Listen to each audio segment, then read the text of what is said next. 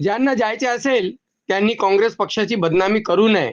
महिला जिल्हाध्यक्षा कांचन कुलकर्णी यांचा नेमका कोणावर रोष?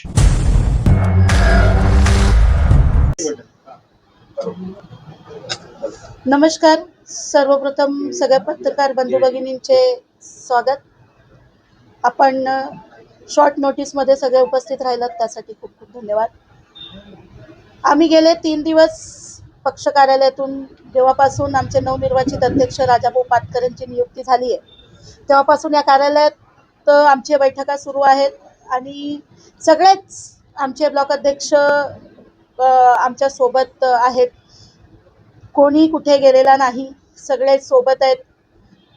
जर कोणाला जायचं जरी असेल तर त्यांना आमची विनंती आहे की आपल्याला पक्षाने खूप काही दिलंय, खूप एवढं काही दिलंय की म्हणजे एकट्या माणसाला सगळं काही दिलं.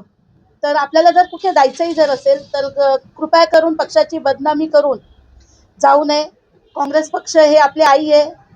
ज्या आईने आपल्याला लहानाचं मोठं केलं त्याची बदनामी करणे म्हणजे भारतीय संस्कृतीला सूट न होण्यासारखं आहे. आमच्याकडे पक्षश्रेष्ठीच्या आदेशाप्रमाणे जी मीटिंग सुरू आहे त्या मीटिंगमध्ये आम्ही सतत म्हणजे इतक्या लोकांच्या इच्छुक लोक आहेत की आम्ही लढू शकतो.